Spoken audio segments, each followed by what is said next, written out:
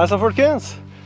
Da har jeg ankommet destinasjon etter 6 timer kjøring. Nå står jeg og venter på en kar, og han er vel rett rundt hjørnet her.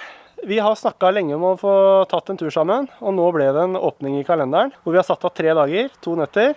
Dette blir kjempebra. Halla, nå er Lars med, aka Northwild. Ja. Vixen Award Du er alt for mye. Men det er jo et bedritent forhold her da. Råtten snø, det går rett gjennom. Oi, se her da.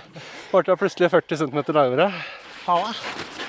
Da er jo spørsmålet, skal vi gå liksom innover her en time og halvannen og gå gjennom på hvert skritt, eller skal vi gå langs vannet til vi ser at isen holder? Dette er helt håpløst. Ok, vi går så i lende. Yes. Ok. Så lenge isen holder, så går det jo smooth. Spørsmålet er vel om isen holder til lørdag, om det går like smooth hjem.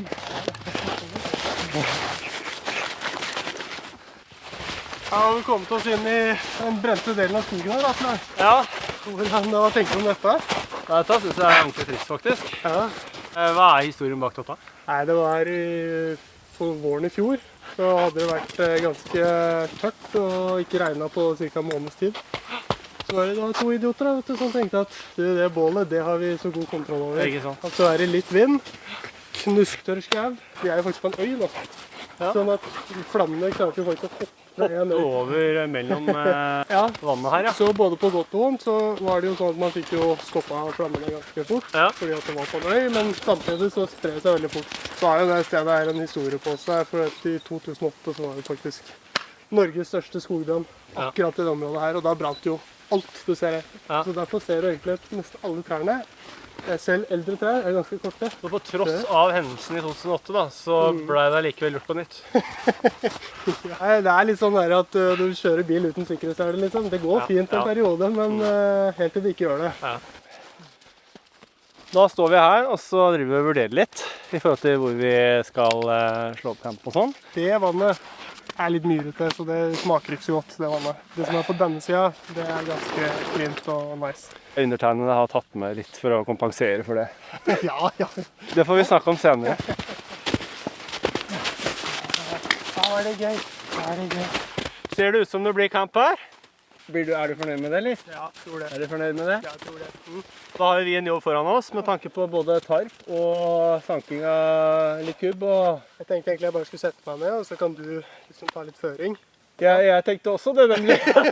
Så jeg håper du har dressert litt. Ja, men det blir bra.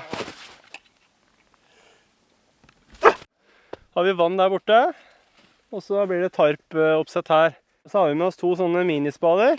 Lars har en der, og så har jeg en oransje. Det som er tanken nå er at vi setter tarpen mellom det tre og det her, som er på en måte hovedtarpen. Og så har vi nå fått grei høyde på karmen rundt. Så da får vi litt le om det skulle blåse litt også. Dette her er rett og slett bare noen helt enkle, simple tarper. Disse er fra Stormberg. Altså tarp tror jeg er det siste jeg hadde giddet å bruke mye penger på. Skulle jeg liksom virkelig slått til på noe, så er det type sko, sekk og sånne ting. Det er forbruksvare. Det er forbruksvare. Så har du jo noen tarper som har litt sånne hendige løsninger sånn som dette her, at du kan legge barduene inni for eksempel. Det er veldig praktisk. Og så at du har tarpstang. Hvis du er flink til å legge de inn i de posene når du skal hjem. Det er helt sikkert. Noen tarper kommer jo med litt flere festepunkter og sånn, men tarp er tarp, ass. Alle som sier noe annet, de ljuger. Ja, de ljuger.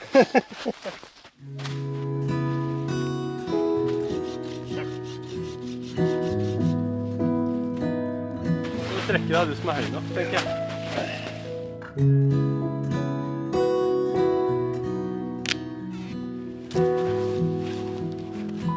Lars skal der, jeg skal der. Og imellom de 2 der så kommer det til å foregå masse løgn og skrønerier. Det blir mye bullshit. Det blir mye tull. Veldig mye tull.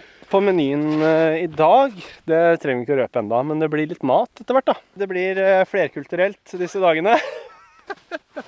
Det er det vi kan best. Ja, det er det vi kan best. Gastromatiske opplevelser. Ja. Og turopplevelser. Og turopplevelser. Det var sjukt ekkelt. Fantastisk. Veldig bra. Mye bra. Turtips nummer 1. Det viktigste var tørr om føtter, da. Det er helt sikkert. Altså, når det var 25 minus, så var det føtta som tok meg. Føtta, ja. Ja, overkroppen klarte jeg greit, men tæra ble så, altså det var så jævlig kaldt at fy faen. Filmer du nå? Ja. Ja. Nei, det var ikke noe problem. Jeg vet ikke det hele tatt. Det var ikke, nei. Tok med kokmalt, ja. Kokmalt, ja. Så har jeg med filter. Ja, det går. Det funker det. Det funker. Du skal få lov å forsyne deg først, du. Men det tar litt tid da, for jeg har det der filteret. Jo. Tid har vi masse. Ja, det har vi jo faktisk. Vær så god, min venn. Takk skal du ha. Det er jo ingenting som er mer magisk enn den der kaffelukta, stimen står opp. Ja, det er magisk. Det er helt sjef. Siste dråpen ut her. Oi. Det skal smake skikkelig bra. Nydelig. Skål. Skål. Ja, det var som du sa, det var perverst. Altså, på en god måte. Nydelig. Det blir litt sånn spøkelsesaktig dette her nå. Men det blir jo faktisk gyros. Masse gyroskjøtt. Jeg har med nesten kilo gyroskjøtt. Og så grønnsaker. Men skal du ha, eller? Nei. Nei, jeg spiser ikke kjøtt. Nei, akkurat. Og så har vi med litt lefser og litt forskjellige sauser, så jeg tenker det skal bli skikkelig digg, altså. Vi må ha noe varmt i kroppen. Og ordne noe mat, da. Jeg må bare hente noe mer ved. Synes du halter, jeg? Ja, jeg er redd for at den der strekken skal... Ja, du må ikke overkompensere, for da er det andre beinet. Ja, det er noe med det. Har du ikke sett den der eldredansen de hadde på NRK før som gikk på TV? Når de hadde med seg en stol. Ja, riktig, og så går de rundt på stolen. Ja. Jeg synes jeg så det der, men det er stemning. Huet som lurer meg, altså. Så er det på tide å rygge til noe mat. Og du har, som Ingrid Espelid, juksa litt, du. Jeg har jo juksa. Jeg har jo juksa det. Ja, fantastisk. Men det er ikke ferdig stekt. Vi må faktisk steke det. Ja. Du får skru til over 90 år, vet du. Se så sprek jeg er, Lars. Ja, det jeg kan... Nei, ja. Men du har drevet med kickboksing, du. Jo, men det er jo snart 100 år siden. Ja, det var noe sånt, var ikke det?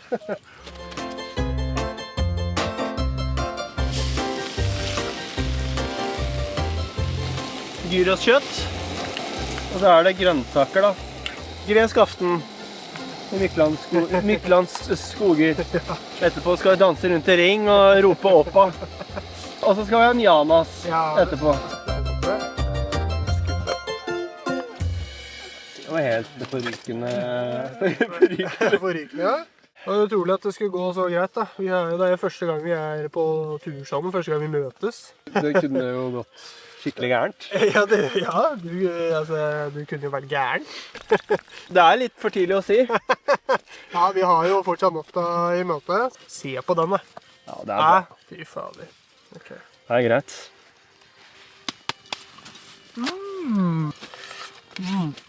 Nå er det mange turmskjøtt. Ja. Bon appétit. Det var greit. Det blir litt lyder her nå. Går det bra? Det tar litt tid. Jeg må tenke på at jeg skal ha det både i horisontalt og i vertikalt. Så må jeg bare passe på at det ser veldig bra ut i den vinkelen, men det er ikke så lett å finne det vinkelen. Ikke sant? Glemmer jo maten her, vet du. Alt er bra med oss. Ingen fare, du trenger ikke å bekymre dere. Det er alle som synes det er så synd at vi må sove ute i skogen, ute i kulden. Ja, uffa meg. Ja, det er fælt. Det er fælt. Jeg har funnet vei ned i soveposene. Ligger her og skrævler da. Med det så tenkte vi egentlig at vi skulle avslutte dagen. Så tusen takk for følget så langt. Så ses vi i morgen tidlig. Vi satser på det. Da våkner vi trøtt og fine i trynet. Det blir noe trøtte morgentryner. Ja. Det er sånn det skal være. Det er sånn det skal være. Greit. God natt. Nattis!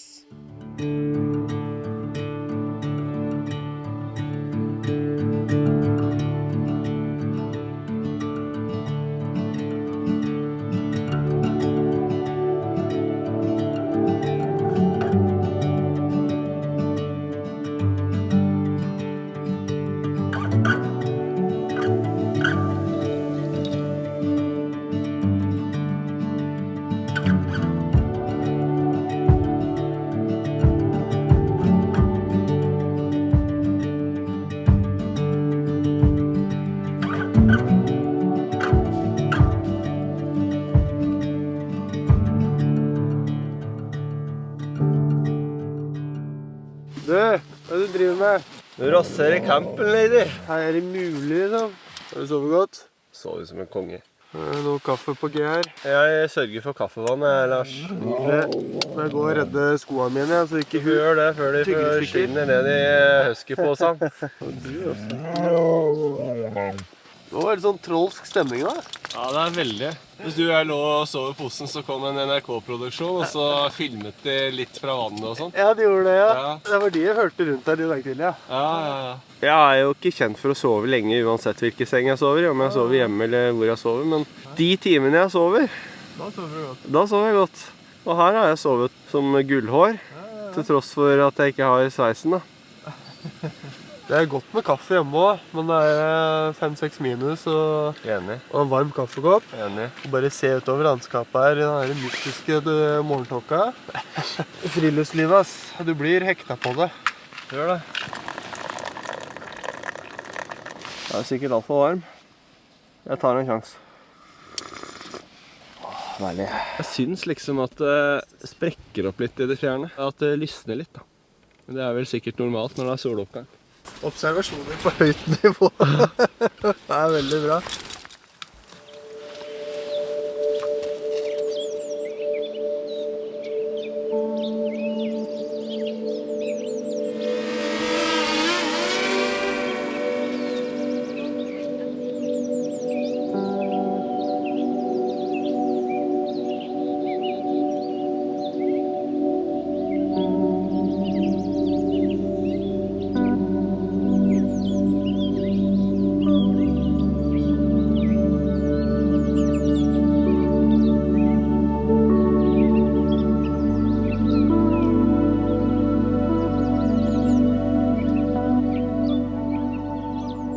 For en nydelig dag. Og kjenn sola. Ja, nå kjenner ikke dere den, men jeg kan love dere at det var utrolig deilig nå. Området er helt fantastisk. Nå skal jeg tilbake til camp, og så må vi rett og slett mekke frokost snart, for nå er det vel på høy tid med litt frokost. Må jo sjekke litt hvordan det går med de to andre også, både 2- og 4-bente. Så ser vi på sjekka hvor vi kan finne best mulig ved. Kameraen er med på det, eller? Kameraen er med. Kameraet er alltid med.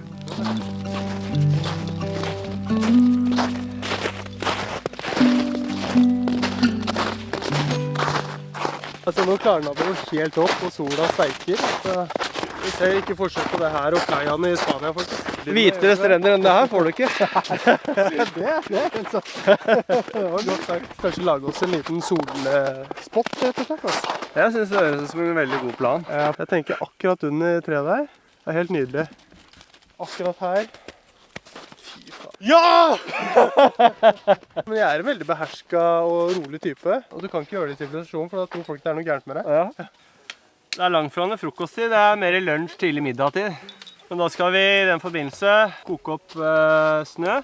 Og et lite tips til de som skal smelte snø, koke opp vann til for eksempel mat. Nå er vi jo så heldige at den snøen her er jo full av vann. Men hvis det er nysnø og det er veldig, veldig kaldt, for eksempel -20 og det kommer nysnø, for de som ikke vet det, så kan snø brenne. Altså du kan brenne snø, for den kan være utrolig tørr selv om det er snø. Og det jeg har pleid å gjøre, det er å tilsette litt vann i snøen. Og det høres litt rart ut når du må smelte snø for å få vann, men hvis du har gjort det tidligere under oppholdet, så spar på litt av vannet, sånn at du kan tilføye det i snøen. Så vil smelteprosessen gå mye bedre. Det er mitt tips. Det bruker jeg hver gang selv. La oss si du tilsetter en desiliter da. Fordi den væska som du tilsetter, den damper jo, ikke sant? Og det gjør at all snøen rett og slett faller godt ned i kanna. Det blir ganske varmt faktisk når du har det der svarte skumunderlaget. Faktisk helt behagelig å gå sånn. Det går helt fint. Jeg må jo si at vi koser oss på tur. Det er liksom det der å møte noen som egentlig ser på friluftslivet akkurat på samme måte som deg selv. Ja, vi har jo vært i dialog en stund, og vi har jo snakket litt om at vi skulle ta en tur sammen. Det er jo en risk å ta. Samme humor, vi har samme interesse. Ja, det her må jo gå. Jeg vil la ut noen følgere der, bare for å se, liksom. Men jeg synes det har funket veldig bra. Ja, men altså må jeg legge til, jeg er jo 2 voksne mannfolk, og det er klart det å... Ja, det er jo det også. Skal vi se. Nei, men at det er liksom aldri for sent å både stifte nye vennskap og bekjentskap Nei. og de tingene der. Nå driver jo vi med sosiale medier, men Ja. vi møtes jo fysisk, Ja, det er jo akkurat det. Vi får jo komme med en sånn generell anbefaling da, til alle sammen, og bare har du en du har lyst til å dra på tur med, men du tenker, vet du, jeg vet ikke helt, gjør det. Dra ut på tur med de du har lyst til å dra på tur med. Helt enig.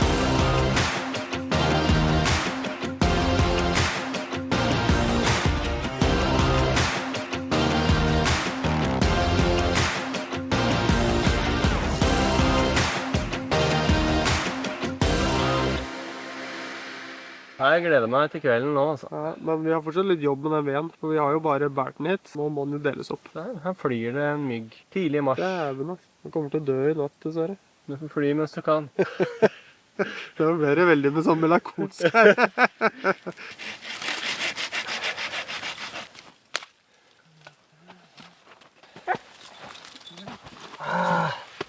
Her kutter det. Askepott. Små kutt kan også skje. Da er det greit å ha med seg plaster på tur. Det er ikke sikkert alle har, så det er greit å ha med. Sånn, god som ny. Det er ny og ny. Ny vil den vel aldri bli. Det skal du se lenge etter. Den er bedre i hvert fall. Bedre, ja.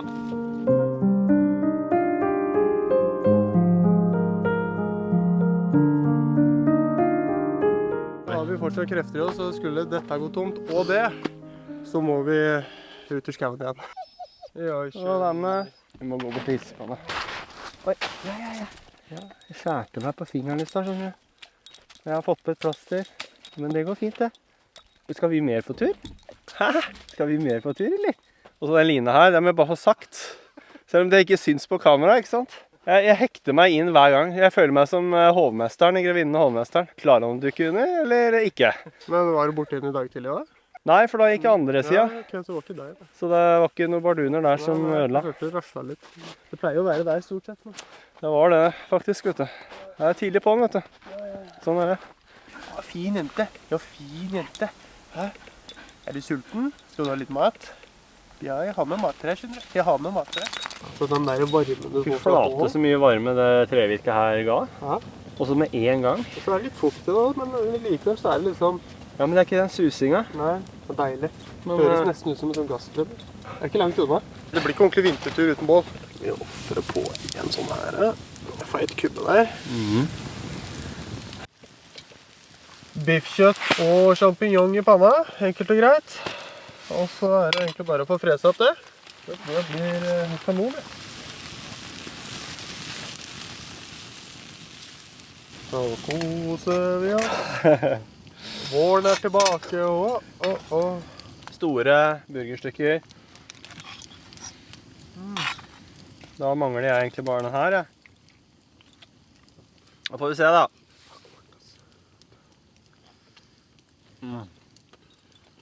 Wow. Nå kunne jeg ljugd uten at noen visste det, men det var faktisk utrolig deilig. Det er så effektivt det bålet her, ass. Jeg lovte at jeg skulle gi deg en matbit. Nå skal du få den her av meg. Og den her, den har jeg lagt kjempestor flil i. Ja, det har han faktisk. Så da må du nyte. Og var du heldig, altså.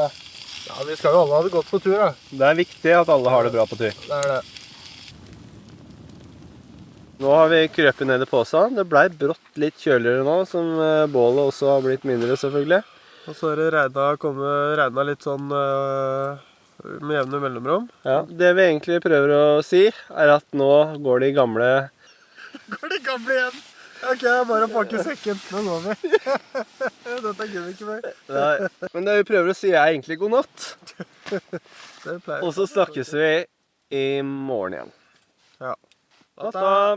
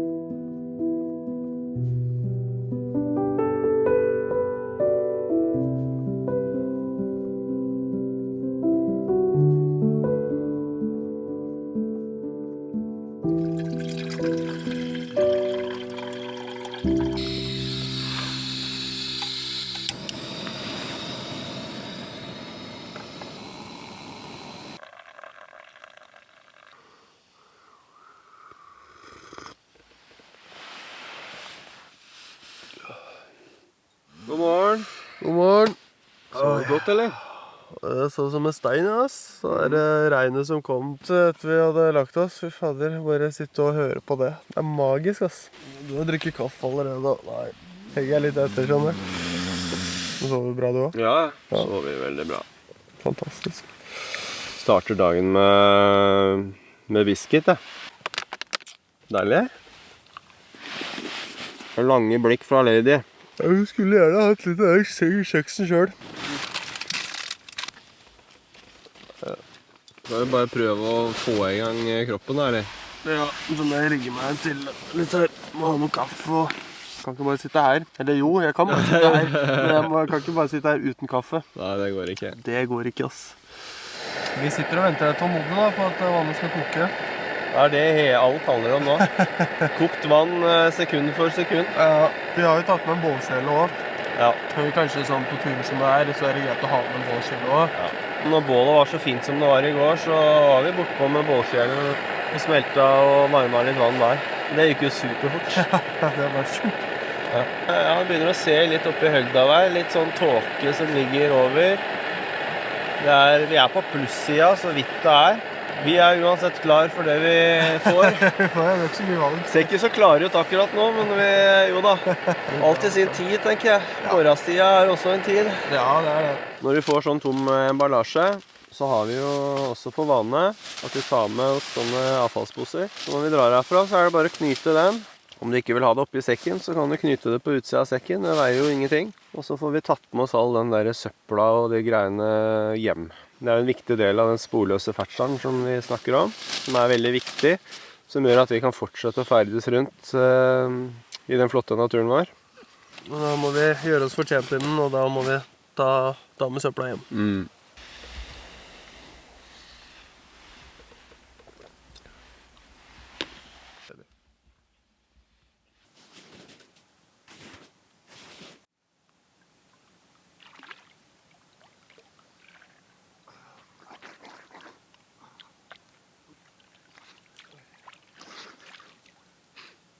Nå må vi starte på, nå må vi konsentrere oss. Nå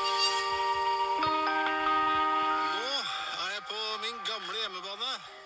I det området her sånn, så tilbrakte jeg de flesteparten av de første 17 årene av mitt liv. Det er ikke bedre enn det. Enjoy. Det er ikke feil det. Det er ikke feil. Da har vi fått sett Monsen, og vi har fått spist frokost, slappet av ytterligere i soveposen, og nå er vi godt i gang med å ta ned campen. Så nå har vi fått pakket ned liggeunderlag, sovepose. Tarpen tar vi til slutt. Nærmer vi oss slutten på denne turen da. Det har vært et fint opphold akkurat her da. Altså under Enig? teppene her. Enig? Det har vært veldig, veldig bra. Og så kan vi vel bekrefte at vi kommer vel med flere turer sammen. Det har jo vært storartet. Ja, det er det. Storartet. Så yes, det er det vi skal bedrive den neste halvtimen med nå. Pakke ned og ordne, og så sier vi ha det mens vi går tilbake til bil, tenker jeg.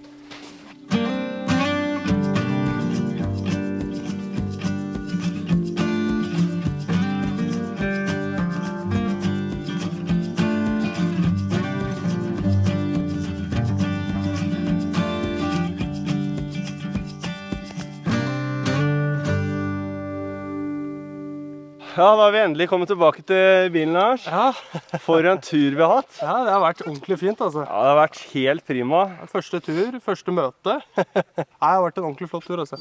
Som dere har sett, så vi har hatt kamera med oss overalt, så Så innhold kommer det overalt. kommer masse innhold overalt. Supert. Takk for turen. Takk for turen, det var ordentlig bra. Herlig. Enn så lenge. Ses neste gang. Jeg får klippe meg siste.